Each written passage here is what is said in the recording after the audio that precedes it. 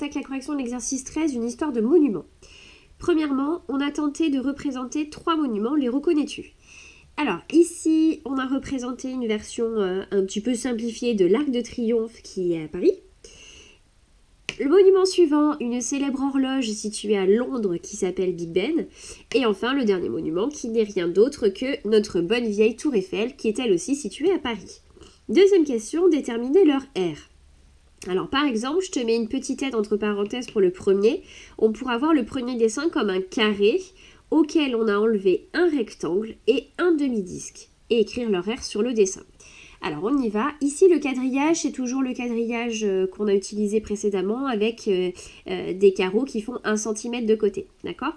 Donc ici l'Arc de Triomphe, on peut voir un grand carré de côté 1, 2, 3, 4, 5 cm.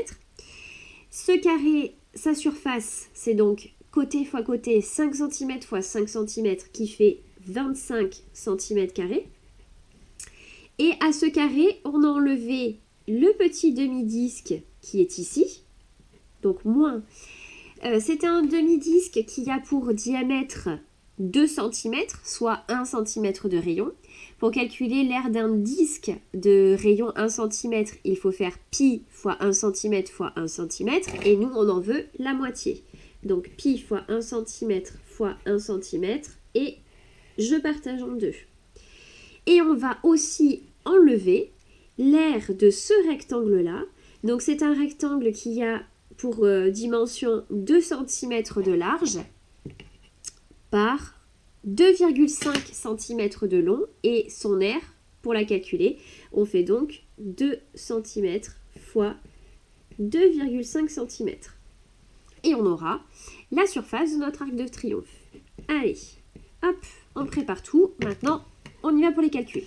Alors, 25 moins pi fois 1 cm fois 1 cm. Bon, c'est comme si on avait juste pi.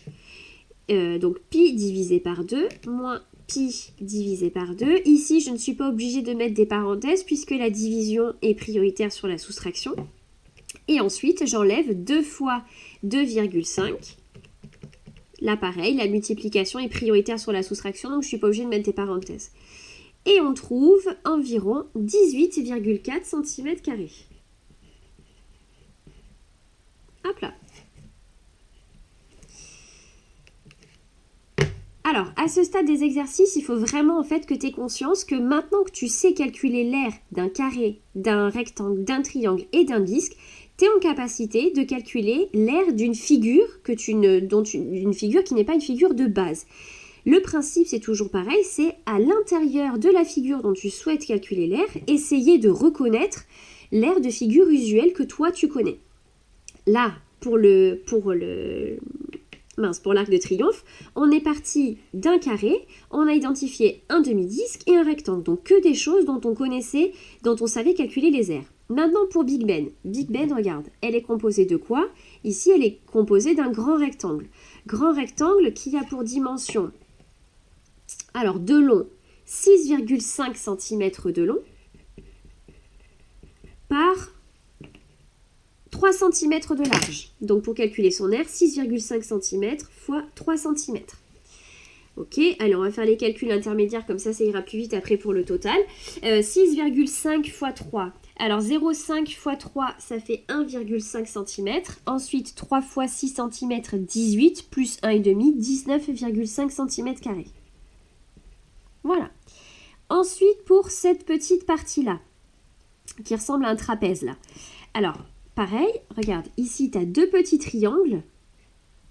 Tac. Tu as 2 petits triangles et tu as un rectangle entre les deux ici. Eh bien, ton petit triangle, si tu viens le recoller contre ton premier triangle, finalement, on obtient un rectangle.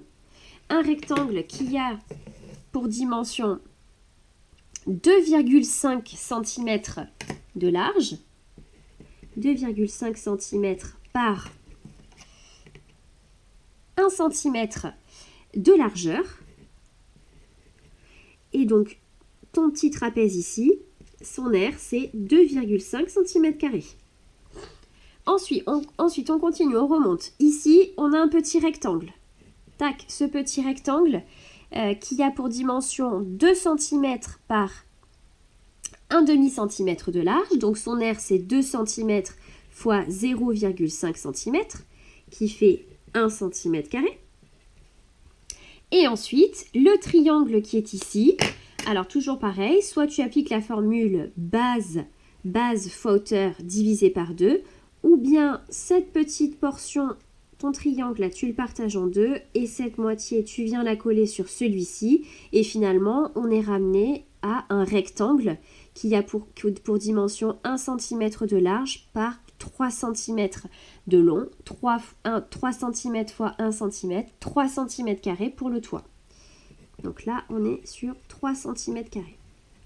Et maintenant, il n'y a plus qu'à faire le total.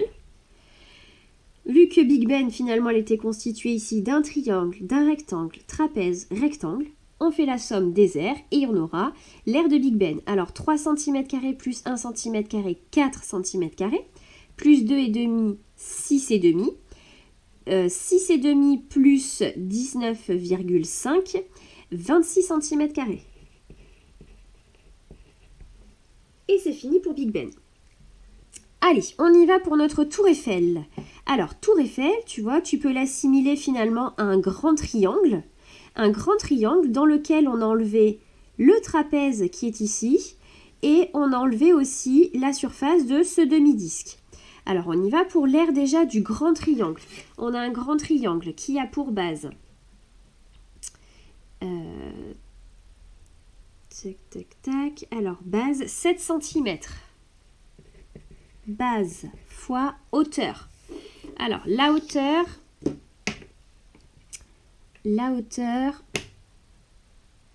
Voilà, là, je suis bien placée. 11 cm de hauteur. Donc, 7 cm fois 11 cm... et on divise par 2. Alors, tu peux déjà donner le résultat intermédiaire, ça évitera peut-être après d'alourdir le calcul. 7 cm fois 11 cm, ça fait 77 cm². Et la moitié de 77 cm², c'est 38,5 cm². Et à ces 38,5 cm², on va enlever la surface de ce parallélogramme. Alors, comme on a fait pour Big Ben, tu vois ici, hop, je peux partager un triangle et ce triangle-là, je viens le mettre à côté de celui-ci et finalement, j'ai un rectangle qui a pour dimension 2 cm de long par 1,5 de large. Donc son aire, ce sera 2 cm fois 1,5 cm. Et on va aussi enlever l'aire de ce demi-disque-là. Alors, on a un demi-disque qui a pour diamètre 5 cm, donc 2,5 cm de rayon. L'aire d'un disque, c'est pi fois rayon fois rayon. Et c'est un demi-disque, donc je divise par 2. Et là, on est bon, on va pouvoir donner la surface. Alors, 38,5, on enlève donc 2 fois 1,5. 2 fois 1,5. Et puis, on enlève aussi pi fois 2,5 fois 2,5 divisé par 2. Et on trouve environ 25,7 cm². Et enfin, dernière question, une erreur grossière s'est glissée dans l'un des 3 monuments. La vois-tu? Bon, l'erreur grossière, elle est ici au niveau de Big Ben. Parce que tu vois, sur l'heure, il est 7h28. Et la petite aiguille ne devrait pas être pile poil sur le 7. Puisqu'à partir du moment où les premières minutes s'écoulent, bien petit à petit, la petite aiguille, elle commence son trajet pour aller gentiment vers l'heure suivante. Donc là, elle ne devrait pas être pile poil sur le 7. C'était ça, l'erreur grossière. Allez, c'est terminé pour cet exercice.